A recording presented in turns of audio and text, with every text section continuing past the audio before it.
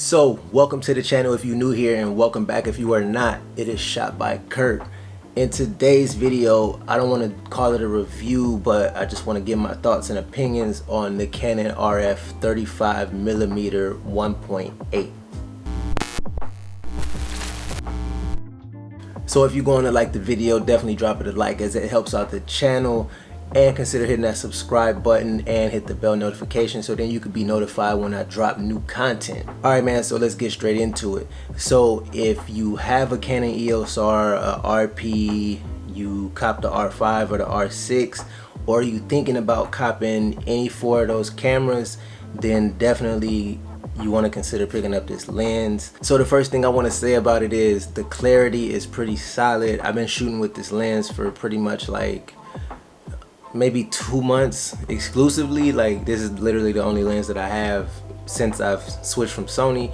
The clarity is definitely there. Like I said, for it not to be an L lens, it's definitely a fire lens. It kind of reminds me of the Nifty 50, but we'll talk about that later on. So the second thing that I want to talk about is the autofocus, and it's pretty solid. Like, to be honest with you, like, it's pretty solid. I usually shoot manual focus, or I try to shoot manual focus as much as I can, especially when I'm shooting handheld. But lately I've definitely been using my Ronin S a lot, and when I do use my gimbal, I use autofocus. Now, some people that can shoot, they can use a gimbal and they can use manual focus. I'm not one of those people. I know how they do it, but I'm in a lot of run and gun situations, so it's not the most ideal for me to shoot manual focus on a gimbal. So I use autofocus and I depend on it a lot, and it's been pretty solid for me. As long as you got some kind of decent light on your subject, is speaking on shooting a person, if you have decent light on your subject, then the autofocus is pretty much on point. In like mid to kind of like dark settings, like, it kind of hunts around a lot, and even though you can have the person in the box, depending on what kind of autofocus setting that you have, I usually set it to the box in the middle, whether it be the small one or the big one. Sometimes it will hunt, especially if you're moving around. When it's straight and stationary, I haven't really had too many problems with it, but like if I'm just doing like a smooth little orbiting shot, and I'm keeping my subject in the box, sometimes it still will hunt. It just depends on the lighting. But if you have lighting, and I think that goes for any camera, any lens, everything will work to whatever standard that it's supposed to be. So if it's super fast, then it'll be that, and you know, if it's super accurate, it'll be that. Lighting is very important, but in some cases I don't have control over the light. I have to do what I gotta do, especially in terms of, like, you know, like I said, run and gun situations where you can't pull out lights, or you know, whatever the case may have you. So make sure that whatever you using, that you try to light your situation the best that you can, so then your autofocus will be on point. But for the most part, it's solid. It catches on. I don't use the tracking much. It's not as reliable as one would like. It starts out pretty sticky on the eye and then on the face, but then sometimes for some reason it'll just kind of shift off and, you know, do something else, and it is kind of weird. So I don't really use the face tracking or anything like that. I just pretty much use the middle box because I know that's where I'm gonna have my subject at.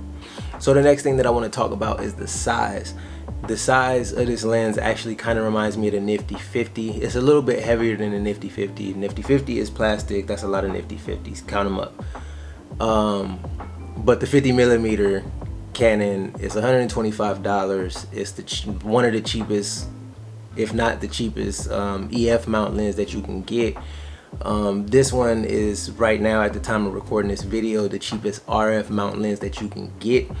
The Nifty 50 or the 50mm, whatever you want to call it, it's it'll get you right, especially if you just starting out and you got a T6i, T7i, 80D, 90D, something like that, and you trying to get into prime lenses or just get away from the kit lens. Then you can get the 24mm pancake. It's $150, and then you can get the Nifty 50 for $125. So you can get right with those two lenses. You have like a decent wide, and then you got your close-up. And then on the APS-C camera, with the crop, it'll like kind of punch in a little bit, so it'll be more like 70 or something like that. I mean 70, 80, somewhere in that ballpark, depending on what the crop is. But it's definitely a small little package and setup. And I rock with it, man. I mean, eventually I'm gonna end up going away from it and getting a bigger lens, but right now I'm loving the setup. It's really small, really light. So last but not least, man, I've been shooting with this lens, like I said earlier, for the last like 2 months exclusively. I mean, it's not ideal to shoot everything with one lens, but you gotta do what you gotta do. So if you only got the kit lens, which luckily the kit lenses are usually zoom lenses, in this case this is the prime lens. It's not ideal to shoot everything with a 35mm prime lens, but I gotta do what I gotta do, and I make it happen. All my YouTube videos, all my client work, music videos, instructional videos. I shot like a little like mini doc thing. I've shot a bunch of stuff with this lens in the past 2 months that I've had it, since I've switched over from Sony. And I mean, I love the lens, man. I'm not gonna hold you, I love the lens. Do I wish that I had more versatility, like a 16-35 or 24-70, 28-70? Yeah, I wish I did. And right now I'm not in a position to buy that, so I gotta do what I gotta do with the lens that I have. I have not had any complaints out of anybody, from YouTube videos to client work. So I mean, all in all, it's a win if you want to cop this lens. And like I said, if you got the EOS R, the RP, the R5, the R6, this is like one of the cheapest RF lens that you can get, at least at the time of recording this video. I think they got like an 85 out, but I don't even think the 85 is as cheap as this one. I could be wrong, don't quote me on that. But right now this is the cheapest RF lens that you want to get. So if you you have an EF mount and you adapting your old lenses, but you want to get started into like the RF specific mount, then this is definitely the lens to buy. It's a cheap entry. Also, one thing that I forgot to mention was you have the control ring around the front. So you have the zoom ring, I mean not the zoom, you have the focus ring, and then you have the ISO ring. So just for the sake of example, I can turn it up right here. I think I was on like 800.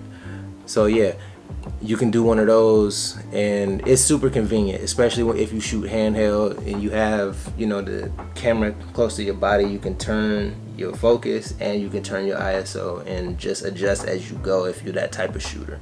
So that's gonna do it for today's video, man. Like I said, if you like the video, drop it a like. It definitely helps out the channel, and consider hitting that subscribe button, as I will be dropping more content, and hit the bell notification so that you could be subscribed when I drop that content. I'll catch y'all in the next video. Y'all stay creative.